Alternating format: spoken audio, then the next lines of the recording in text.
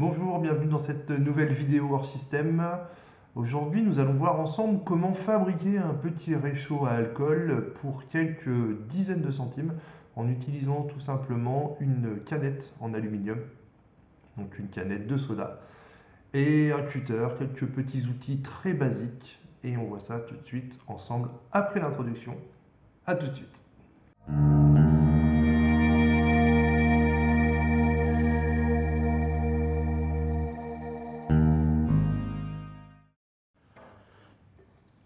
Donc il va nous falloir une canette en aluminium.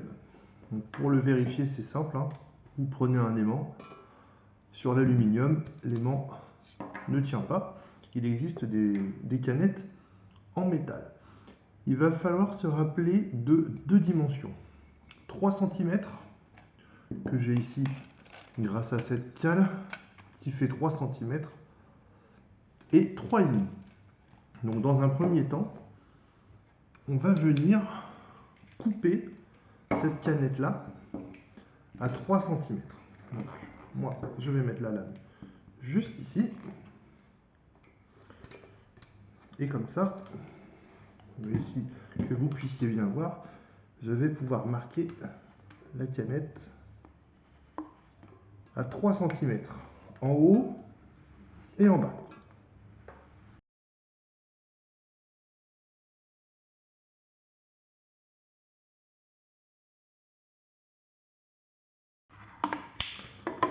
Ensuite, on devrait être capable de la couper assez facilement.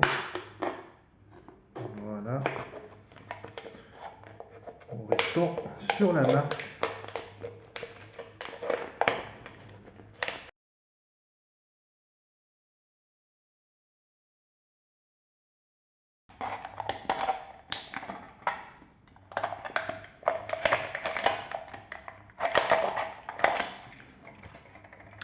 Voilà, donc là, j'ai la partie inférieure, 3 cm.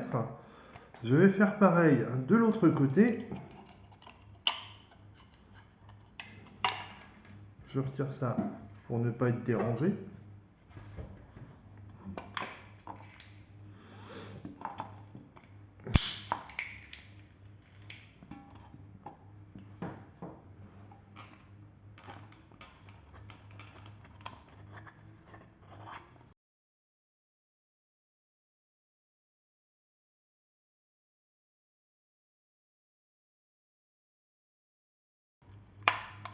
Et pareil, couper une fois que c'est correctement marqué.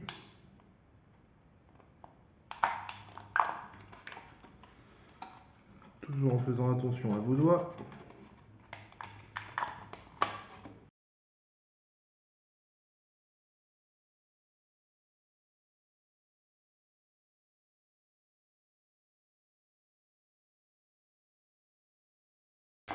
Voilà. Donc là, j'ai mes deux parties de 3 cm. Ce qu'il va falloir faire maintenant, c'est évider celle-là. Toute cette partie-là, il va falloir l'évider. Je me mets là-dessus pour ne pas abîmer la nappe.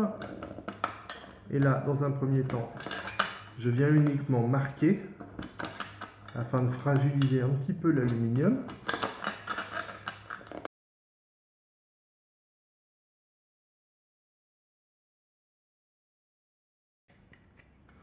Et une fois que c'est marqué, je peux y aller. Donc, je vais le faire avec un couteau de cuisine. C'est un couteau qui ne craint pas. Prenez pas votre meilleur couteau parce que votre lame face à l'aluminium, votre lame va gagner, ça c'est clair, mais elle va s'abîmer quand même. Elle va pas trop aimer la blague. Donc, un couteau qui ne craint rien.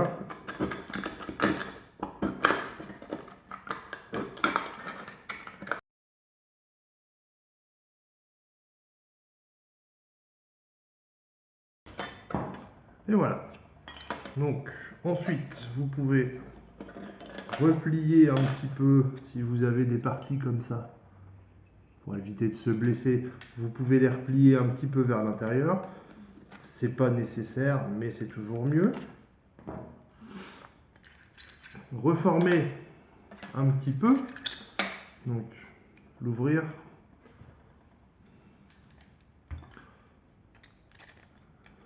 Essayez de remettre le côté le plus droit possible.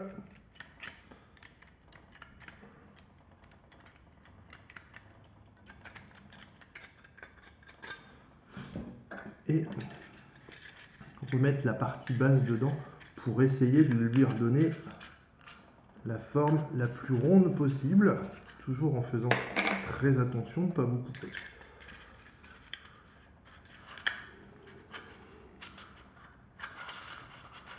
Voilà. Comme ça, vous voyez, elle est redevenue parfaitement ronde. Ce qu'il va falloir faire ensuite, ça va être de couper dans cette partie-là une bande de 3,5 cm. Je vais chercher des ciseaux, je reviens tout de suite.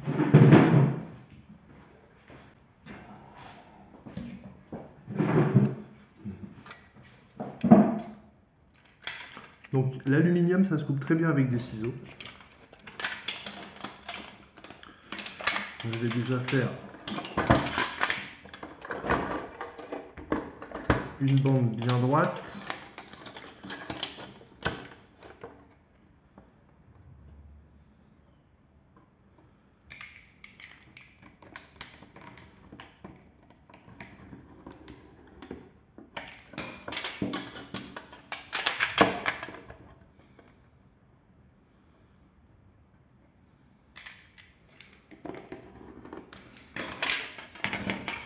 Je vais couper.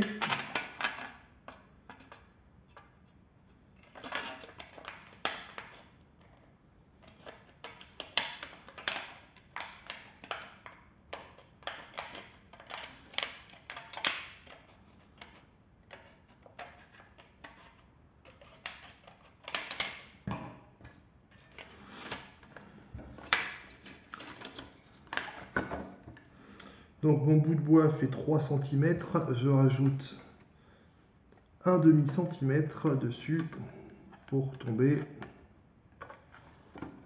On va se mettre comme ça pour la mesure. Sur le 5, et donc je tombe ici. Tac.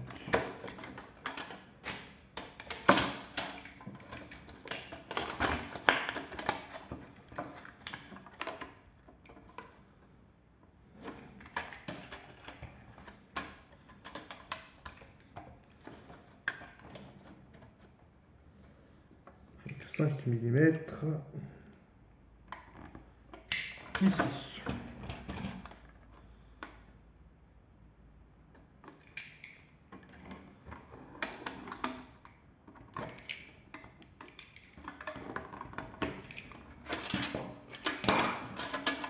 Et je peux à nouveau couper ma bande de 3,5 cm.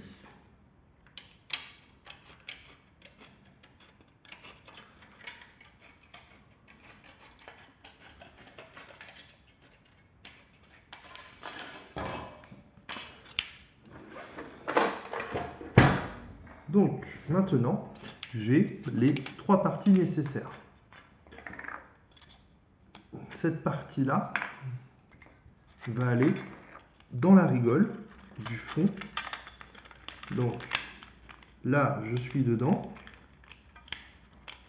Elle vient se mettre comme ça, dans cette rigole qui est juste là. Et viendra en position haute, dans la même chose, la rigole intérieure qui est juste ici. Donc ce qu'on va faire maintenant, on va la préparer.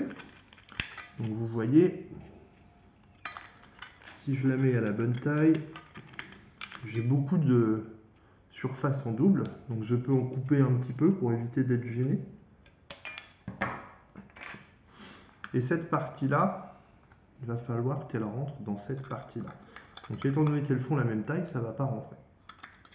Donc ce qu'on va faire, avec notre pince, on va attraper et on va tourner un tout petit peu pour le pincer régulièrement vers le centre en pivotant, ce qui va permettre de diminuer le diamètre de la partie inférieure et ainsi pouvoir le rentrer plus facilement. Je prépare la partie inférieure.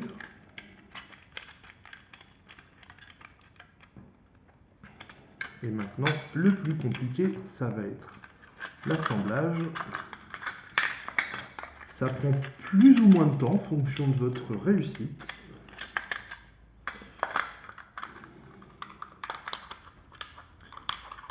Là.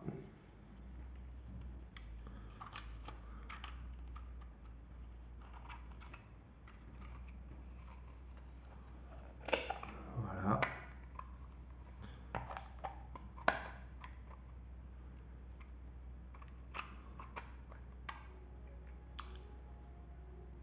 Donc là, on voit que on peut le faire.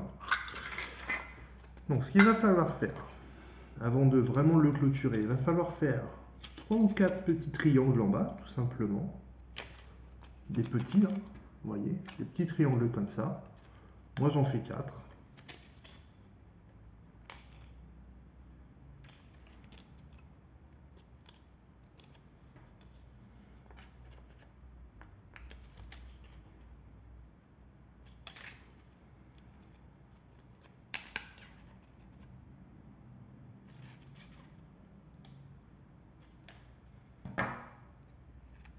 Voilà. Et les triangles vont en position basse. Donc, je remonte ça dedans. Je l'assemble désormais pour la dernière fois en appuyant la partie intérieure devrait venir se placer d'elle-même. Voilà. Ne me reste plus qu'à faire des petits trous afin de laisser circuler tout ça. Donc pour les petits trous, moi je vais utiliser uniquement un cutter. Un trou. Vous voyez, vraiment des trous tout petits. Donc je les divise en deux à chaque fois. Donc au niveau, en fait, je le fais 2 mm au-dessus de la rigole. J'en fais un ici. Après, je divise toujours en deux. Voilà. Un ici. Entre ici et ici, j'en fais un.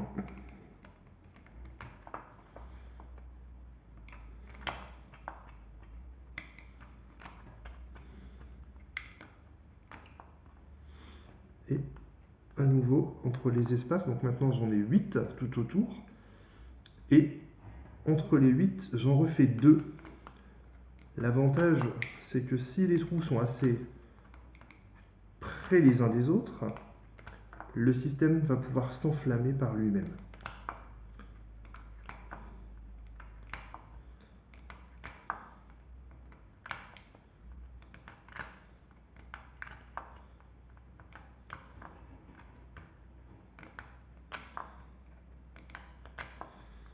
Vous voyez, ça a été fait avec des outils simples. On peut le faire uniquement avec ça, ça sera moins précis, mais c'est faisable. Et là, notre réchaud, ben maintenant, il est fini. Là, on peut l'utiliser tel qu'il est. J'ai changé de place parce qu'il y avait beaucoup trop de lumière dans la véranda et du coup, on ne voyait pas la flamme. Parce que les flammes sont sont pas faciles à voir avec de l'alcool à brûler. Mais au niveau de l'allumage, voilà. Vous voyez, c'est une flamme bleue, une flamme qui démarre. Donc là, on va pouvoir le laisser monter en température. Et une fois qu'il sera monté en température, les petites flammes vont commencer à sortir par tous les trous, normalement, qui ont été faits sur les côtés.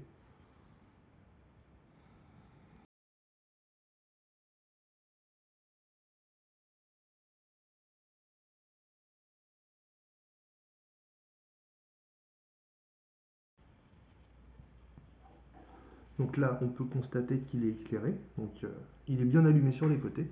Maintenant, vous allez pouvoir placer votre contenant et faire bouillir votre eau. On va le laisser tourner et constater que l'eau va monter en ébullition.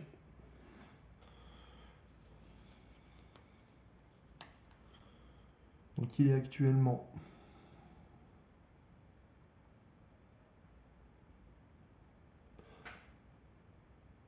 15h16 et on va le laisser chauffer tout doucement et on regardera à quel moment l'eau a atteint la température d'ébullition. Donc dedans c'est de l'eau froide, vous voyez bien la condensation, hein. Donc c'est bien de l'eau froide qui a été mise dedans, donc c'est pas du tout de l'eau chaude, ça va prendre du temps, c'est moins puissant qu'un système au gaz, mais on va finir par réussir à atteindre l'ébullition. Donc toute cette partie-là, je vous la passerai en accéléré.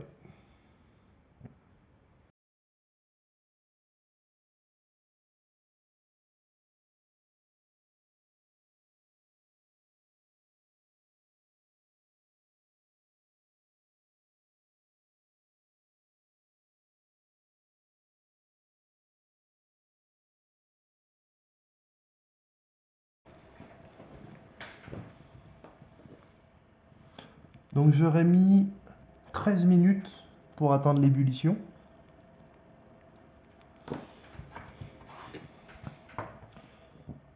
Donc là, vous voyez que ça prend toujours bien. L'eau a atteint son ébullition. Et pour l'éteindre, on va venir tout simplement le priver d'oxygène pendant quelques secondes. Et ça, c'était pas prévu. Hop, voilà. Elle s'était un petit peu mise sous vide avec la température. Mais vous voyez que mon eau, il n'y a aucun souci. L'eau est bien chaude. Et j'ai utilisé uniquement ce petit réchaud en aluminium. Donc là, vous avez un plomb différent. Je l'ai éteint, il a refroidi. J'ai remis de l'essence et je viens de le rallumer pour que vous puissiez voir plus en détail la phase d'allumage. Donc là, le cœur est allumé et va commencer à chauffer, ce qui va permettre de vaporiser l'alcool à brûler. Et dans quelques minutes, les vaporisations vont sortir par les trous latéraux et c'est à ce moment-là que le tout devrait s'enflammer afin de pouvoir correctement l'utiliser.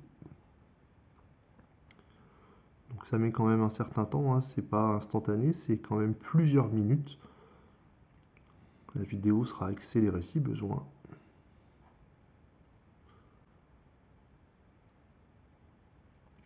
L'image est volontairement sombre afin que vous puissiez mieux voir les flammes. Parce que c'est vrai que l'alcool à brûler, ça fait pas des flammes très fortes, contrairement à du bois ou de l'essence. L'avantage, c'est que ça n'émet pas de fumée. Donc même en intérieur, vous n'allez pas abîmer votre plafond avec des fumées, des choses comme ça. D'où l'utilité d'utiliser de l'alcool à brûler en intérieur.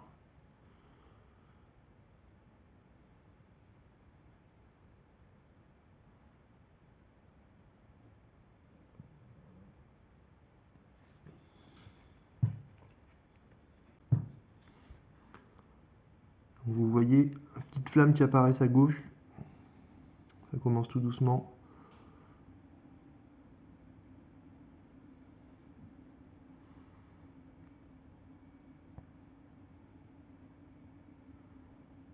Et progressivement, les trous étant assez rapprochés les uns des autres, devraient finir par tous prendre.